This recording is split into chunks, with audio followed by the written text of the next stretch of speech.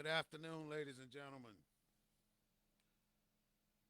You know, we want to make America great again. I'm sure you're familiar with that statement and you heard it before from our illustrious past president, Donald Trump. This is the War Report coming to you on Juneteenth 2021. I'd like to say welcome and live as we speak, and I hope the volume is okay. If not, please send me a message so I can try to make some adjustments and changes to try and get this volume to where it should be. What that Make America Great Again means is we want to make America like it was. And the way it was is black people were in slavery. Just to add to that, just before Juneteenth this year, our illustrious governor, Abbott, signed a law that prohibited school teachers from talking about slavery and any issue that made white people feel inferior or hurt because of the atrocities they did years ago. And again, I want to thank all the phone companies for giving us the ability to record when issues happen. I think it's a little bit past time for recording, and it takes a bold person, a person with a lot of gonads, to stand up to a police officer when he's abusing his rights. But I think it's that time that we do that. We want to make America great again, make it like it was, because you can see that we cannot be stopped. We are a force to be reckoned with, and you trying to find another way to keep us in bondage. You've tried the police, that ain't working. You've tried beating us and enslaving us, and that didn't work. You tried holding us for 2 years after the Emancipation Proclamation, which is the reason we're here today celebrating Juneteenth.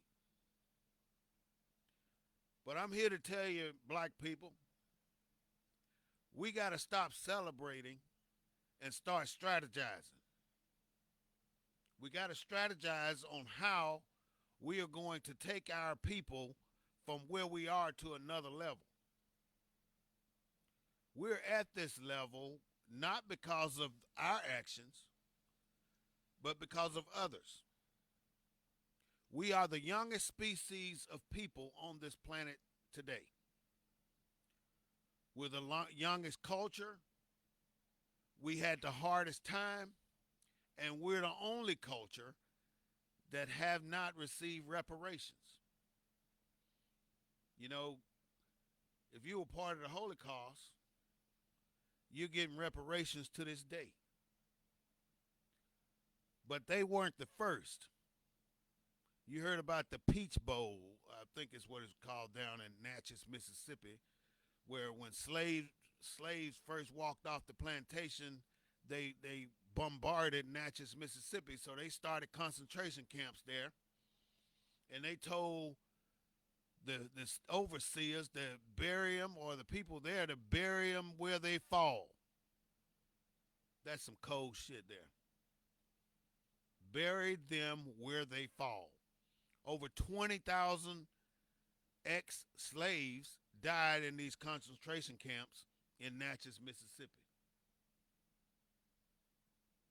We don't want to make America great again. We don't want to make America the way it was. We want to make America what it should be. And anyway, the only way we're going to make it the way it should be is to honor our wrongs as Americans. That means our government need to tell us what they did wrong to our people. And this ain't about all the other things that this government has done, even though we know we've invaded every damn country of color on the planet. We want our government to tell us what they did to us was wrong. That's not asking much. Fess up. Tell the truth. Shame the devil. That's where we are in America today. We want America to stand up and tell the truth and shame the devil. We know who we are, and we're up and coming. You've tried everything, and you're not going to stop us. They unveiled a George Floyd statue in the city where he was murdered. And then we had one black dude that happened to come out on TikTok and say, well, you're taking down all these other statues of white people who were slave owners back in the 18th century and early 19th century. But you took those statues down, but now you're putting up a black statue. You need to put up more black statues.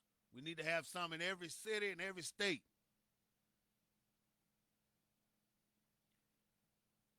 Moving right along. We made y'all mad because we exist and you couldn't stop us. We put our hands in the air to try and prevent you from killing us, and you still killed us, but you can't stop us. We call you out as a racist, and you're mad, so you take it out on our people, and you get off the hook, or you get found not guilty.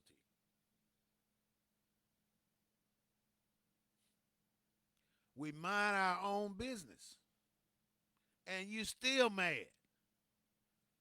Look at Tulsa, Oklahoma. I mean, that was probably 100 more atrocities across this country, but Tulsa is the one that just celebrated 156 years.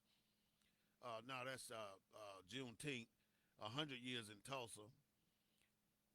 If that's not the right number, let me know, because I'm not too sure. But anyways, black people were minding their own business in Tulsa, Oklahoma. They had to find a way to come in there and destroy it. And they did. And once they destroyed it and ran people out of Black Wall Street, these henny-picking white folk went in there and dug through the rubble to find whatever valuables was left by the black people, and they took it. They took all of the valuables left in Black Wall Street into their homes. That's pretty sad. You know, we can't hold some of our friends accountable for what happened back then. You know, I have white friends. I'm sure most of you do too. This is America. We have white friends, Mexican friends, Japanese friends, Chinese friends. We have a lot of different friends from different backgrounds. But as I said last week, when you talk about races, we're the youngest species and the youngest race, and you cannot call, what do you call us? I mean, you can call Japanese, Japanese, Chinese, Chinese, or China, Chinese, Japan, Japanese, Taiwan, Taiwanese, Korean, Korean. So, you know, all I'm saying is we deserve better from our government. But we got to do better. When you know better, you do better. So what I'm thinking about right now is how did we get to this point where we have so many black people doing black on black crime and hurting our own folks? We didn't get here on our own. We were forced into this situation. I mean, first of all, it was a strategy, which I'm saying that we need to start doing. It was a strategy to place us in the situations where we are today. One of the things that I'm going to start talking about is how America infiltrated drugs into our communities. They infiltrated chemicals into our community, into our community, so we can start using. But the moment that those drugs start moving out, that's when the problem started. I mean, drugs, welfare, Section 8. You know, back in the 60s and 70s, when the government did something for a black family, the first thing they wanted to do is make sure the black male could not participate in the benefits of them food stamps. They didn't want black men eating anything that the food stamps bought. But you know they couldn't beat that. We did what we did to make it through. But it was by design. They wanted to separate the black male from the black family. But it started back in slavery. What did they do when a baby was born? They probably sell that baby to the next plantation. They kept breaking up our families. They did it during slavery, and they're doing it now. Or they did it in the last 50 years. But this time, it was a different strategy because they had to be more politically correct when they started to separate our families. So let's say, how are we going to do this? We're going to take the black man out of the family by putting him in jail. We're going to give him something to give us a reason to go and arrest him, to go and shoot him, to lock him up, to beat him down, to separate him from the family. That didn't work. So we're going to start, we can use the woman to get rid of the man. Let's give the woman money, food stamps, place to live, so we can tell her, we're giving you these things. Now you cannot have your black male in your house because of this. So now we got a separation of black males from their families, and it's legal, it's legit. It's a strategy, and they did it. And you wonder why you see black men gathered on the corner or sitting on milk crates just talking. They ain't got no home. They got homes, but they probably got to go home when ain't nobody looking. Back in the day, 20, 30 years ago. So my point is, it's a strategy that they use against us. Why can't we pull ourselves together and come up with our own strategy to help our people, all of our people, not just one or two getting moved up the ladder and forgetting that they are still black? You're still black just because you got that corporate job. You're still black just because you're the third vice president of a bank. You're never going to be the president. I ain't going to say never, but not in the near future. You're not going to be a president of the bank. You're not going to be a super CEO of a company. There's certain people that they pick and they place them in charge, and they do this based on how these people think. And if they think outside, excuse me, and and if they think outside of what black people think, then you're doing great in the Caucasian society because they're gonna give you a job, but so they can say they met their quota. And most of the time, they're gonna give it to a woman so they can meet both of their quotas. The women having a female and a minority in a senior level position. And sometimes they don't care if you don't know what to do when you get there, or you ain't gonna learn what to do when you get there. They just want to know that they check those boxes. That's what they do. But I always say a woman cannot raise a boy to adulthood. Somewhere along the way, you're gonna have to get that son of yours introduced to how men do things, and you can't keep bashing that boy's daddy. You got to get that son introduced to what men do. Now, I know you've seen what how the Boy Scouts did. They went through all this homosexual stuff, and it's sad. The Catholic Church did it too. I don't hear you slamming them, but I was a Boy Scout, and I was a Scout Master right here in San Antonio. We did something that nobody has ever done on the east side of San Antonio before. We put 27 boys into the Boy Scouts. Those Boy Scouts, 5 of those 27 boys ended up becoming Eagle Scouts. Eagle Scouts. That's as high as you can go in the regular Boy Scouts. It was a miracle. We did it. And we did it because we were determined to make something happen to teach these boys with single mothers how to be men. We took them to the woods. We taught them how to camp.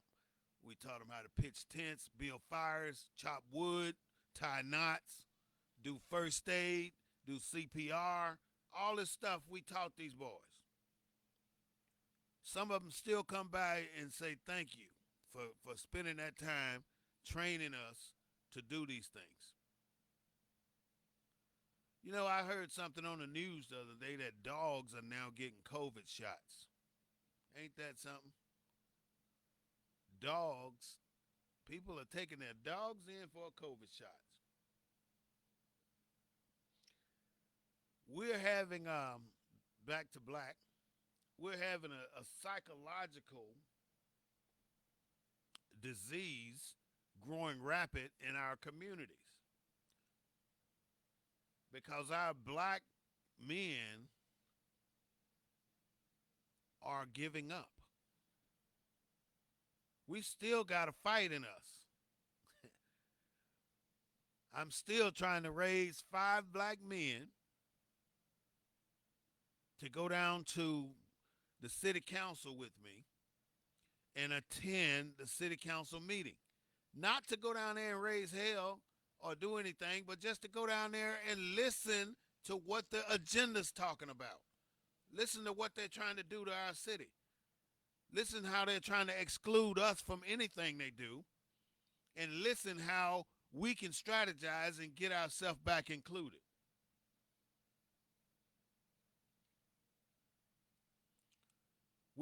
We have lost the skills in our community.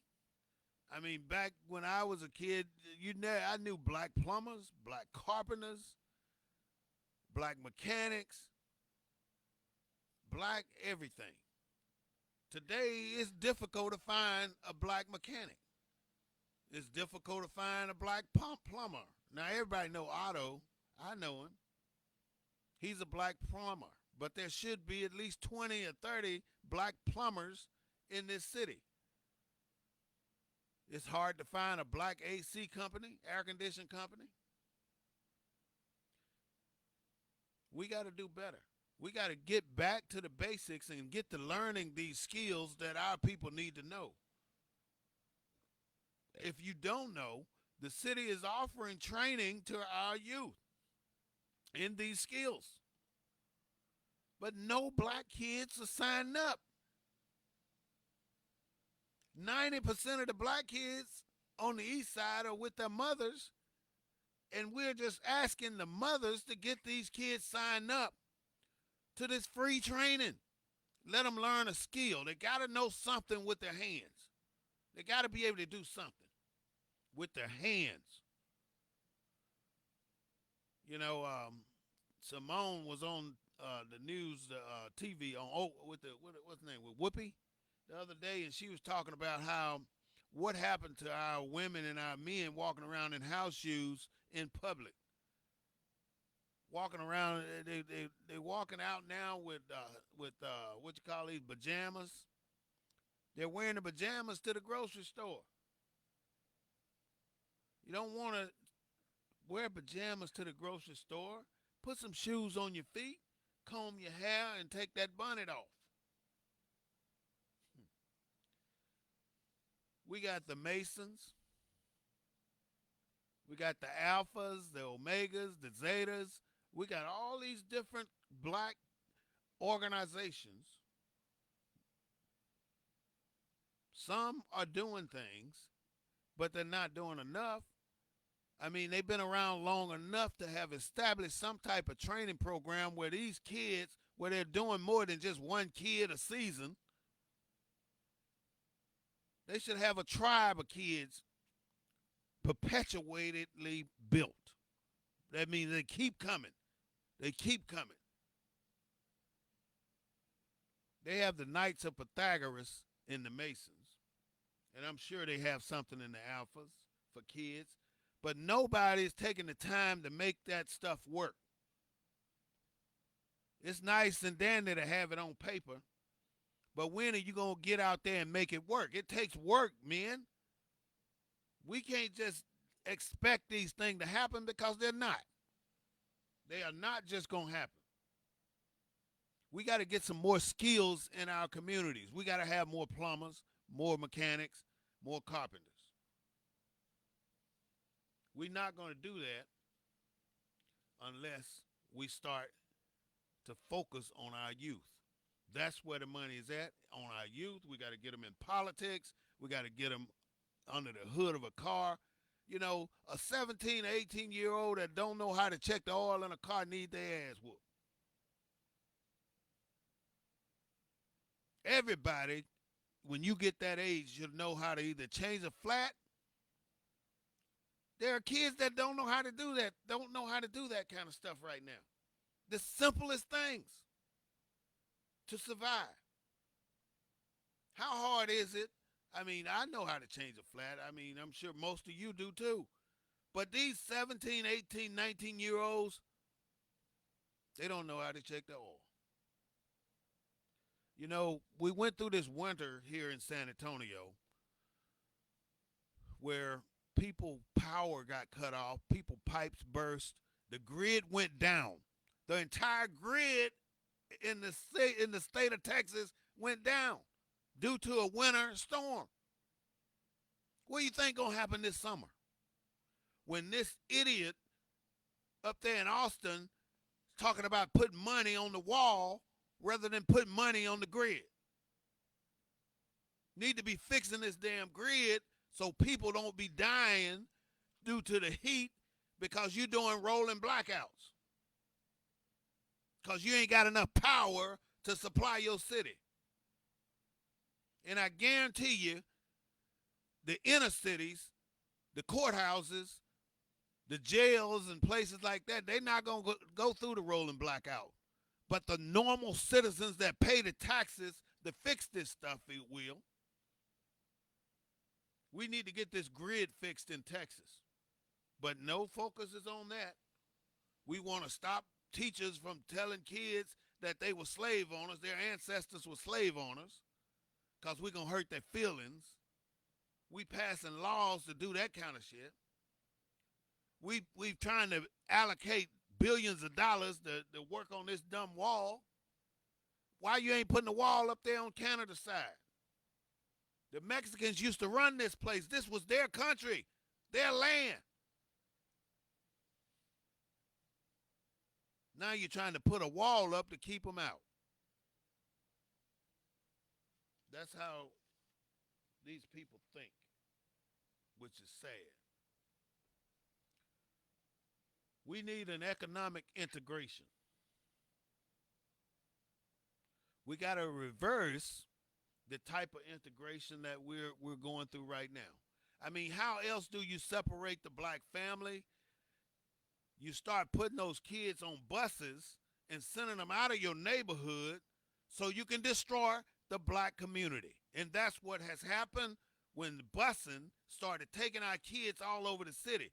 Now, I granted that we needed to get our kids some exposure and better education, but at what expense?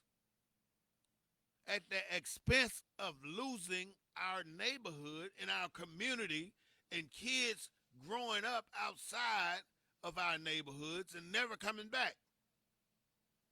Imagine how many thousands of people have left the east side of San Antonio and won't go back. They'll come back for the NAACP Freedom Dinner at $50 a ticket. It's like they'll come back for a Spurs game. But if you notice, when they built that AT&T Center, they made the roads just as nice, and they put so many I-35 and I-10 signs up. It's a pathetic thing. They made sure that these people were able to get up out of the east side before they see how people are really living. They made sure of that. We got to come up with a common strategy to take ourselves back to the top. We are kings and queens, and nobody can tell us any different. We just need to put our heads together and get ourselves back on the throne. Sometimes we might even say most of us are too damaged. We're too damaged by racism to be effective in our community. We can be too damaged to be black. This economic disadvantage that we have is nothing different than what we had when we walked out of slavery. But we walked out of slavery and made it. Look where we are now. We just got to keep it going. We've gotten stagnant since 1963. You know, just because they did assassinate Martin Luther King, that wasn't the end of the black culture or the black movement.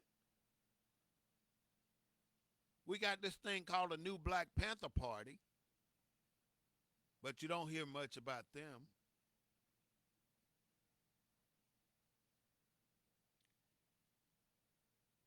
Where do you see, Section 8 housing? There are 15 properties on the east side. 15 Section 8 properties, like apartment complexes, on the east side. What's with the rest of the city? This is a whole city, but you can find 15 apartment complexes that are Section 8 on the east side. It's a strategy that they have for us, and we're allowing them to monopolize our life. You know, how can a 6-year-old decide to be or decide to skip class? 6-year-olds are in the first grade. How can they skip class? How can they not go in that classroom and sit there for 8 hours? Even though we know what the school system is about right now. But how can a 6-year-old or 8-year-old do that? We're expecting the schools to raise our kids. The mothers at home can't handle these kids when they get to be 15, 16, 17. They're out at night. They got guns. They're killing each other. Most of the time, They come from a single parent home. That doesn't mean they're bad kids because they come from a single parent home. We got single mothers that can raise great kids. I grew up in a single parent home, but it wasn't as bad as it is here as it was where I grew up. You know, it was a community where I grew up, but that was in the 60s and 70s. That was a long time ago. But now there's no community to help you raise your child. You're sending them to the schoolhouse thinking that they're going to do it, and they ain't going to do a damn thing. They're going to try to teach that kid, and if that kid don't pay attention, they sending them to detention. They don't call it detention, but they sending them to this room in the back of the school where nobody can be bothered by them. I used to go to Martin Luther King Elementary School, to this little room where they used to keep these kids.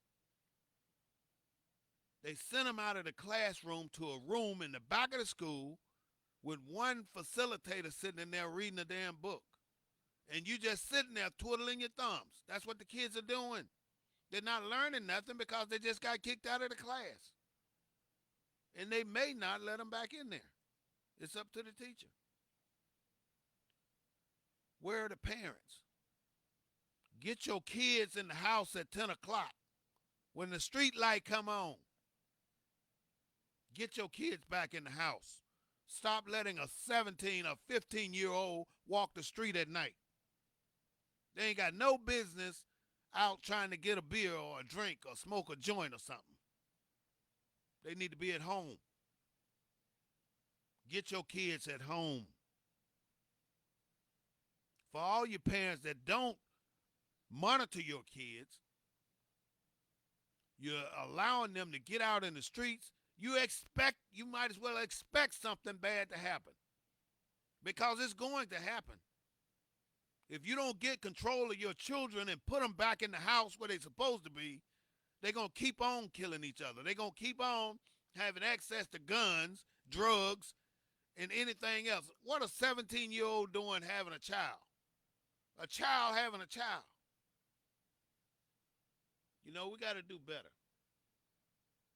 They put us in jail, and they want to ask what's wrong with the black culture. What's wrong with the black culture? Everything that's happening to black men and black women today is a result of what you have done to our people. Bill Clinton was not a hero. Bill Clinton came out with that 3 strikes you out. What does that mean? That means if you get picked, you get a jaywalking violation. Then you get a parking ticket. Then you get picked up for speeding. You're going to do some time. That's 3 strikes and you're out. And who do you think was the target? Black men. They went from 300,000 people in the total America's jails to over 1 million during the Bill Clinton era. 90% of those people that went to jail were black. That's a damn shame. Ronald Reagan comes into the White House. People think he was a great president. Him and Nancy came in there with this war on drugs. Here it is, 2021, and the war on drugs has yet to be effective. Ain't a damn thing changed. People still getting weed. Now they got 100 different kind of weeds. It's legal in some places. They're getting heroin. They're getting whatever. I don't know what all these drugs are, but they're getting all these drugs like they were getting 20, 30, 40 years ago. Ain't nothing changed, but it's a war on drugs. Again, it's a war on the black man because, again, that's who they were targeting. They were arresting black people for having a fingernail full of what do they call it, cocaine. You going to jail and you going to do time. A nickel bag. Y'all probably don't know what nickel bags are, but that's where you get four. Back then, a nickel bag, you get four joints. Now, if you got caught with a nickel bag, you getting 5 years in the penitentiary. So the war on drugs, three strikes you out, was all created to get you black men, our black men, locked up and off the streets, away from the family, splitting up the family again with these items, with these things that the federal government and the local governments enhanced. All right. So three strikes you out.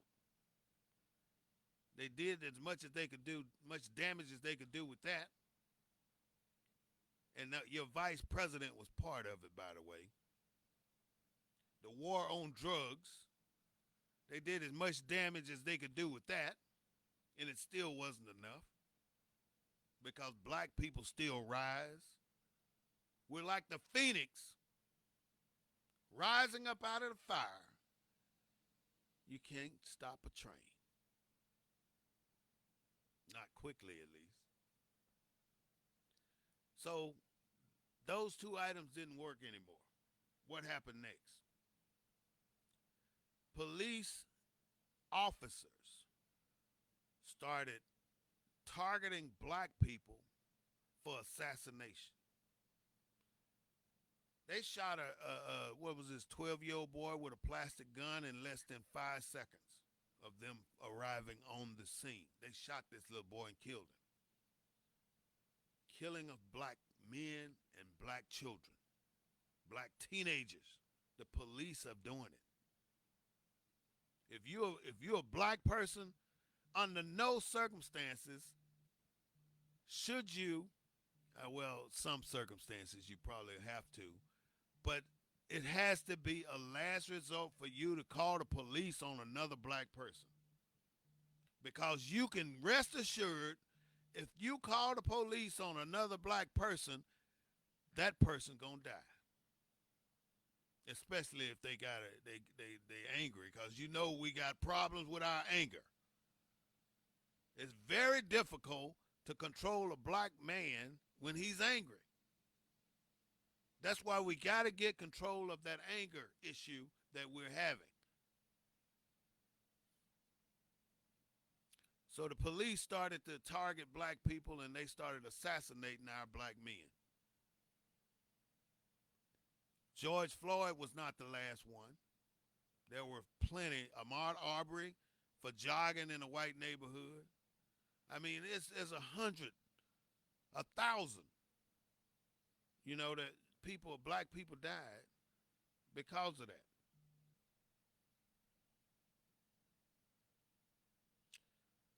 All right, so three strikes you out. The war on drugs, assassination of black men.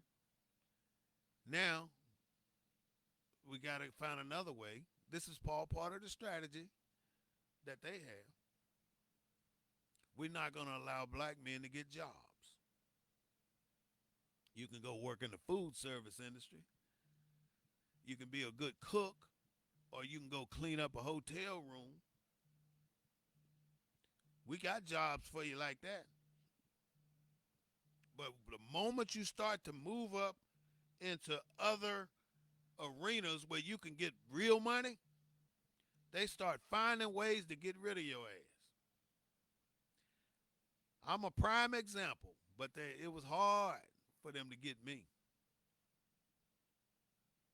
You know, I was a manager at Boeing, a contract specialist with the Department of Veterans Affairs. I did it. I was at corporate level.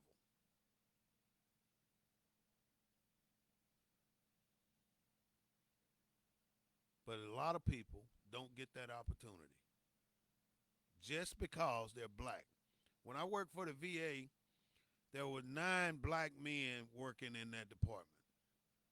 I watched the VA systematically get rid of 8 black men. No, 7 black men. There was one guy from Panama or some black guy from Jamaica somewhere. They didn't touch him, But those black American men had to get the hell up out of there. They didn't want them in there. And then I know it was just a matter of time before they came at me. But hey, you can't. They tried. They started their bull crap, and I took Family Medical Leave Act, and I never went back. And that was a $75,000 job I walked away from. Sometimes you have to do that to save your dignity. They were not going to get me caught up in that bull crap that they do to get rid of black people. We busing our kids out of the neighborhood, so and we're busing other kids into the neighborhood.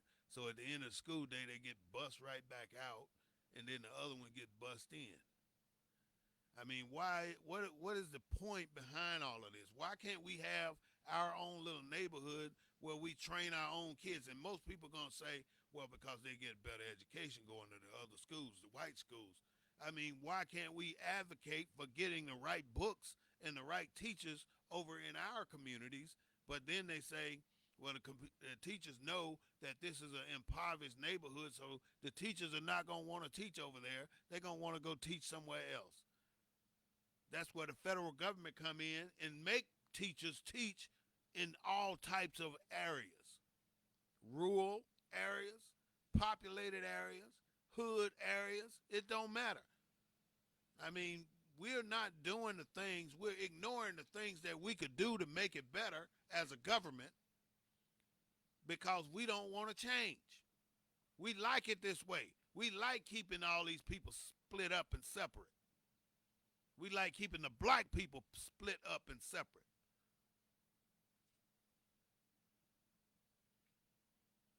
We have a local, a state, and a federal government that can make a difference. Now, what are we asking from our city councilmen or city council women? What are we asking from them? What do we want them to do as a culture? What can they do for blacks in the city of San Antonio? Blacks don't only live in District 2, they live all over the place. So why can't we focus on what's happening in some of these other districts and make something happen for black people there too? I mean, we could do it. We can do it. Here we are at the Juneteenth weekend. Now, most people say we're celebrating Juneteenth, but it's a time to reflect on what has happened to cause us to have a Juneteenth. We all know Texas failed to honor the Emancipation Proclamation in 1865. So it took till 1867 for black people to become free. So in my mind, Texas owes the black people reparations for not allowing them to be free when they were supposed to be free. The state of Texas that owes black people that. I know you heard of the Green Book. The Green Book was a book produced back in the 50s and 60s that listed all the places where black people were welcome. San Antonio was on that in that book. Greenwoods, they had a place called Eastwoods. Eastwoods was in that book. It was hard to find a hotel that where you can walk through the front door as a black person. You couldn't even eat at the Woolworth counter downtown San Antonio at one time. Or all over the country for that matter. How can you hate a species so much that you don't want, they can come around to the back door? I went to the dentist and had to go into the damn bathroom to get my tooth looked at as a child. I mean, you can probably think real hard and you got discriminated against too. Not only do black people suffer from discriminatory behaviors from our societies, but we have not healed. We have not sought the counseling or the knowledge to help us heal the damage that has been done to us based on the beatings or whatever we received from the police and the segregation we received from America. You know, there was sometimes we couldn't try on a suit, we couldn't try on a hat, we couldn't do anything in the store. If you wanted that hat, you had to buy it before you tried it on. You had to buy those shoes before you tried it on. You couldn't walk up to the counter and buy stuff. So nowadays, when you walk to the counter and buy things, and then they put your change on the counter, that ought to tell you right there, you're not welcome in that store. You know, I went to the VA the other day, and I handed the lady my ID. I gave it from my hand to her hand. And this heifer put my ID on the counter. But I was nice about it because I didn't want to start a bunch of shit up in the VA that day. But 99% of the time, I'm going to address that and make them pick it up and put it back in my hand. Simple things like that are things that you cannot allow to keep passing by. If you get the gut feeling that you're being discriminated against, you are. Don't think twice about it. You don't have to get angry, but you do need to address it. You do need to ask, why did you put my ID card down there when I handed it to you? You don't have to, or you can say, could you please pick up my ID and put it back in my hand like I handed it to you? Simple things like that. Can you take my change off of that counter and put it in my hand as the same way I handed it to you? You know, we try very hard to be good Samaritans and good citizens in our country. But some people just make it really difficult.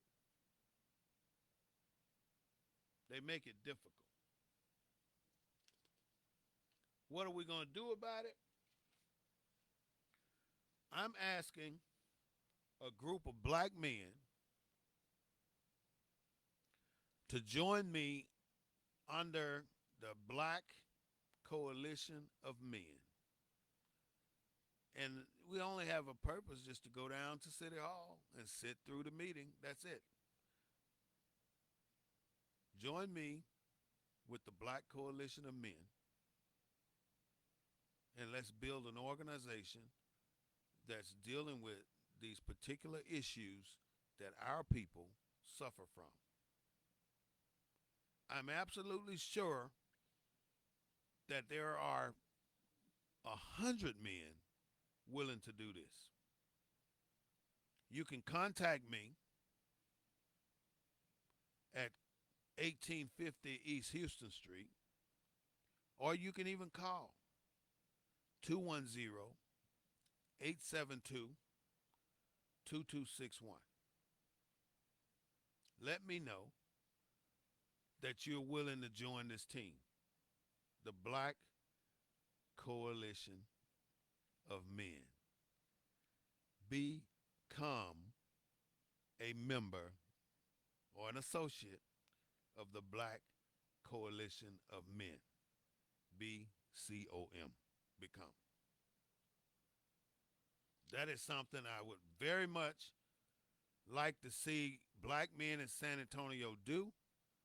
I would also like to see black men in San Antonio start pushing people towards skills training, become a journeyman, under somebody's watch, learn how to do what people do. This is the war report on Juneteenth. I'm asking the Masons, the Alphas, the Omegas, the Zetas, and everybody else to get involved deeper, more than what you're doing right now, because it ain't enough. We're not making enough difference. Do you remember down in Galveston where these two officers were sitting on this horse, on the horses, and they had a black man handcuffed dragging him behind the horses? This happened in 2020. Or was it 2019? It was within the last 2 or 3 years. My point is, there's no way stuff like that should be happening right now. We should be able to change certain things that our people have suffered. When a city does something like that to a black person, we need to go out and force. I'm telling you, when 8, 10, 15, 20 black men show up to do something, it'll get done. But when you go down there by yourself, you probably get put in jail. We need to team up to make a difference.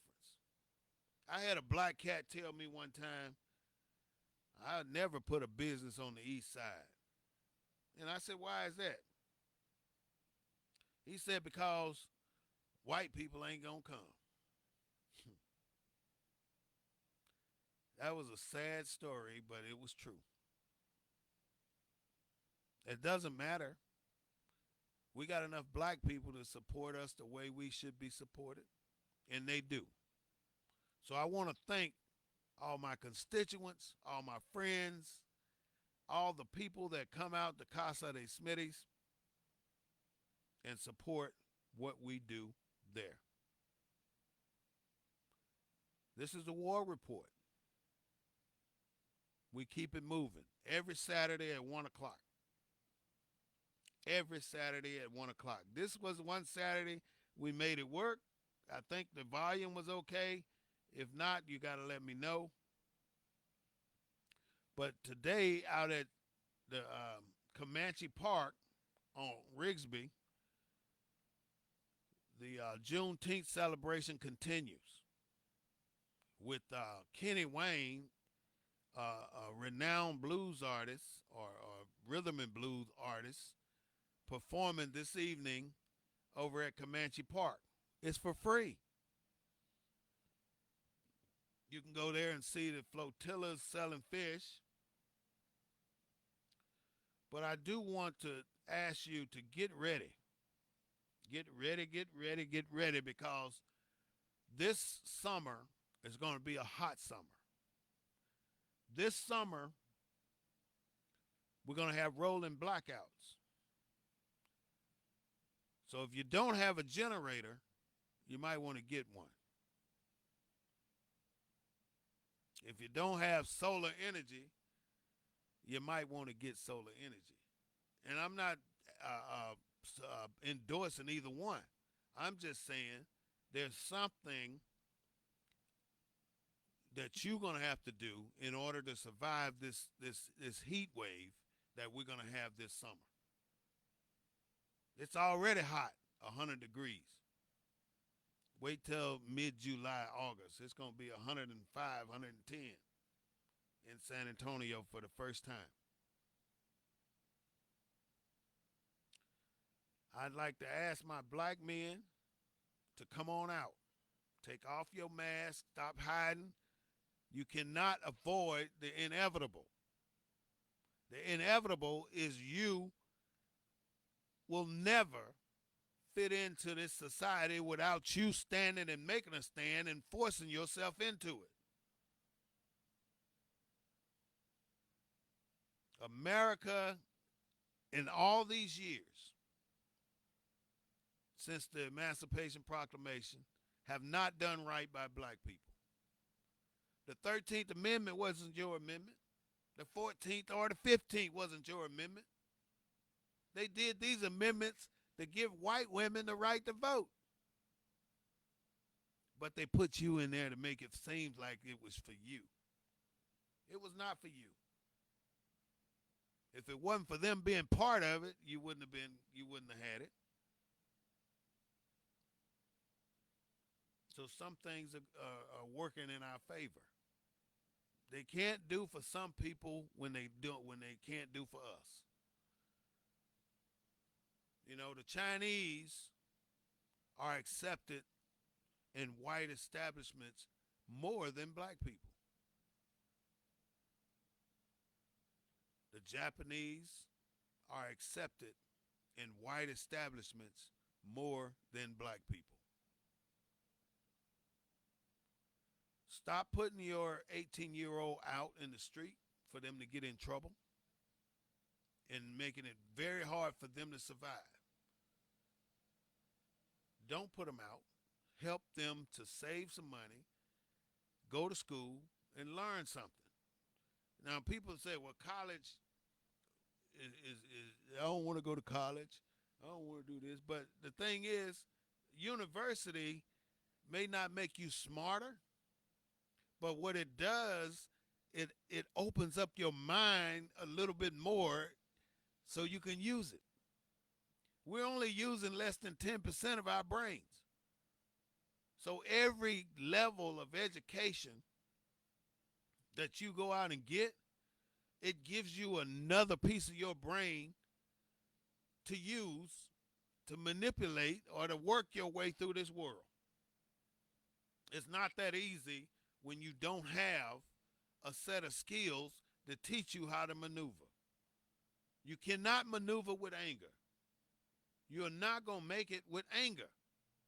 I can say that 100 times, but still, a black man will get so mad he want to burst. I mean, you seen black people when they get mad, they want to tab everything. They get super strength from somewhere. They tab furniture, they knock holes in walls, they break down doors, they curse people out, they say the worst things that you could ever hear from anger. If you need to, get anger management training. I don't know if that'll do any of us any good because it's in our DNA. It's in our DNA. We've been abused so much that anger is in our DNA. It's going to take years for us to change that, to get it out of our DNA. And it's not going to happen unless we put an effort into it. You know, everybody can't be like 50 Cent and have millions of dollars, or Jay-Z, or Beyonce, or Michael Strahan. Everybody can't be a super athlete and play in the NFL or the NBA. But if you ask a fifth grader, what do you want to be when you grow up? Oh, I want to be a pro football player. Now, not to say that a person 5'8", 5'9" can't do it, but chances are there's 1,000 other people trying to get that same position you trying to get. And it's luck. It's luck. It depends on who you meet and who you run into and who you know. You're not just going to walk on that field and get it. You can't even get to walk on the field unless you know somebody. We're not going to make America great again. We're going to make America what it should be. That is our objective. And it should be fair to every single race. Not only black people, but the Hispanics, Orientals, and everybody else. And we should not be the only race scrutinized for the way we speak. You know, Mexicans, Chinese, Japanese, Vietnamese, all these people speak with a certain level of English. We speak as black people with our own dialect of English. That's something we have to learn to do, is to accept and own our own way of speaking. I want to tell you right now, thank you for listening to the War Report. I want to see you next Saturday at 1 o'clock back here so we can do it again. If you have any questions, call me 210-872-2261. Thank you, and have a good Saturday.